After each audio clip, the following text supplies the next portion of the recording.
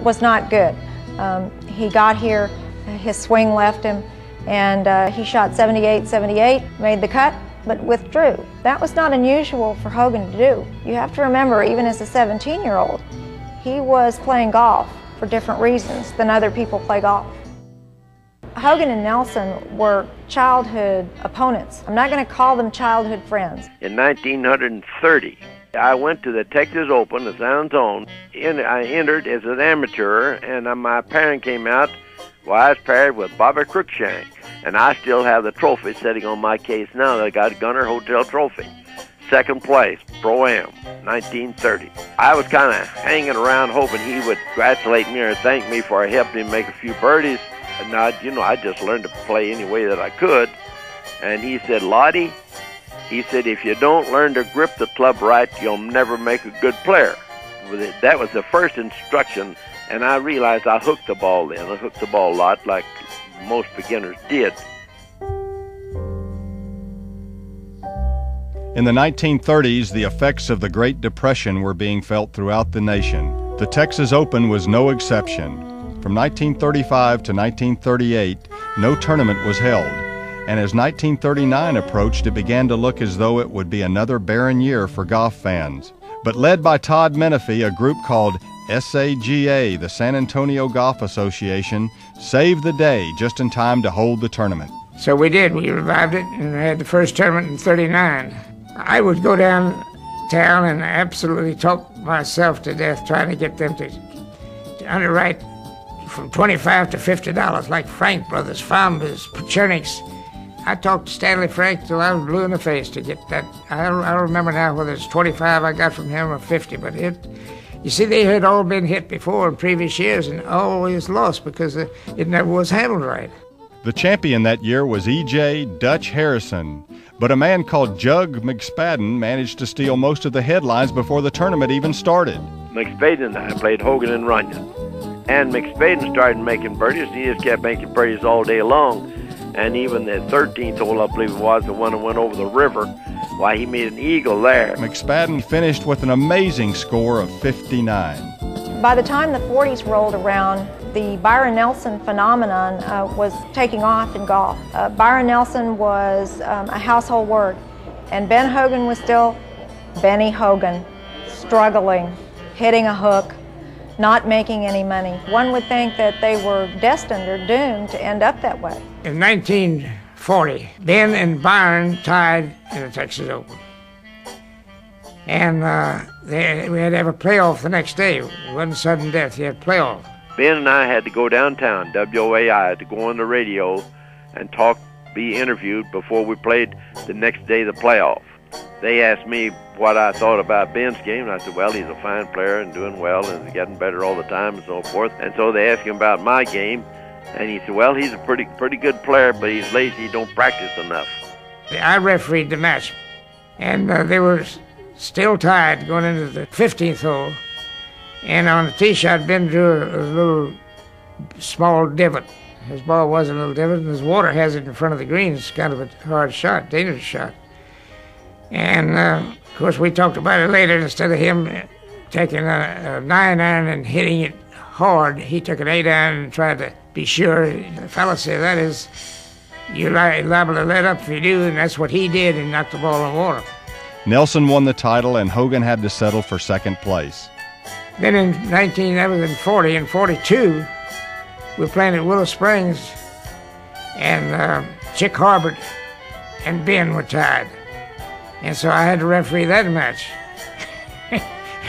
And Harbert beat him in the playoff. It seemed that everybody adored Byron Nelson. He was everybody's favorite golfer for so many years. And at the same time, there was this struggling, dark presence, always just a little bit behind him, thinking that if I run a little faster, if I practice a little more, one of these days, I'm going to catch him. As a practical matter, after Hogan came back from World War II, he was a different person, and I think Byron Nelson knew it. 1946 was the last time Byron Nelson ever played competitively. 1946 was when Hogan just got started. He came to San Antonio with that kind of look in his eye, a man determined to do what he had always planned to do from the very beginning, And I don't think it ever crossed anyone's mind once the tournament started that Hogan was headed nowhere but up. He captured his one and only Texas Open title with a record-shattering 264. It may be worth noting, too, that this year also marked Hogan's win of the PGA Championship and his growing recognition as the best golfer in the world at that time. In 1948, however, this same champion became disenchanted with the Texas Open, or at least with the Rules Committee. Officials ruled that Hogan should have been charged an extra stroke. Instead, Hogan stated that he should be disqualified for posting an incorrect score. Then away with the comment, "That's the last time I'll play here." And it was. In 1950, the tournament moved back to Brackenridge Park. A norther hit us, and it really got cold in there, in just a few minutes. And it started hailing. And it hailed so much when Snead hit that par 3 18th hole, all right, but there was so much hail in the way, you couldn't get it out of your way hardly, and he had 2 or 3 putts that he could win by, which he did, and we got out of there. Sam Snead, he was something else. In 1955, Mike Suchak set a 72-hole PGA Tour record that still stands today.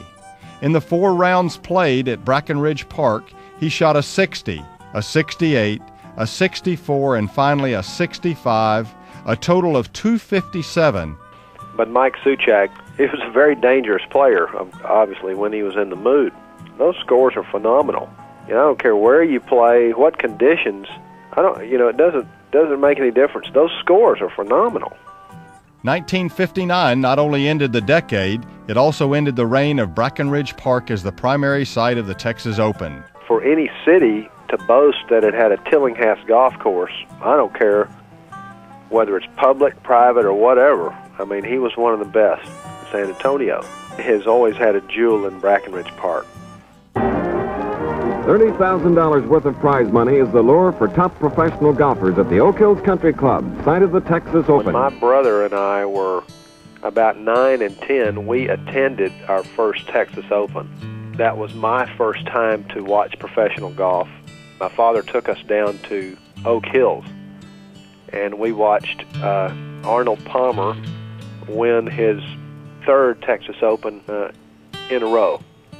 We were just part of the giant crowd then. I can remember him holding putts all over the golf course. It was exciting. It was amazing. Over the next 25 years, the Texas Open would see many great champions. Chichi Rodriguez, Ben Crenshaw, Lee Trevino, Bill Rogers, Tom Watson, David Ogren, and many others. In 1995, the Texas Open moved to its most recent home, the La Cantera Golf Club. La Cantera also became the title sponsor, sharing top honors with Light Beer. And whether you want to point to the scenic views of the Texas Hill Country or the challenge of the course itself, the fact is that the Texas Open play has never been more inspired or more entertaining. In 1996, Tiger Woods, a 20-year-old phenomenon, showed up at the La Cantera Texas Open. And this year, San Antonio will once again welcome the game's finest players to this classic golf competition. For an entire week in September, from Monday the 15th through Sunday the 21st, action will be non-stop.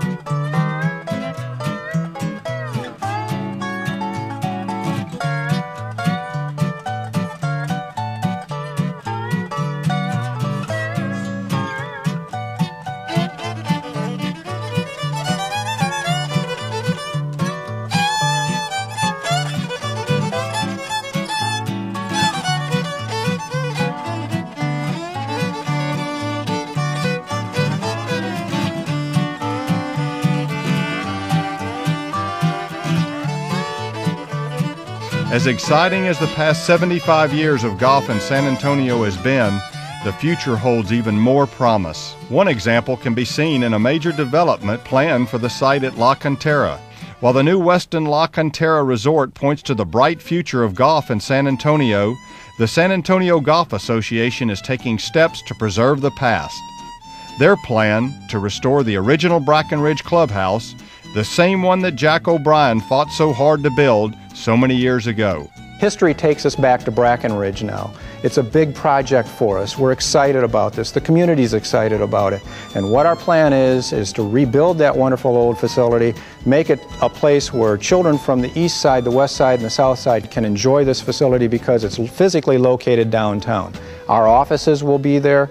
We'll have programs for juniors. There will be a number of different facilities and venues that they'll be able to enjoy, and we think that it provides kids to be able to turn their Nike hat backwards and say, I'm Tiger Woods, and I have a place where I can go play and I can learn this game too. It's always been our mission to provide open and available facilities and golf opportunities for everybody. In 1922, the first shot of the Texas Open was fired about a mile from the Alamo.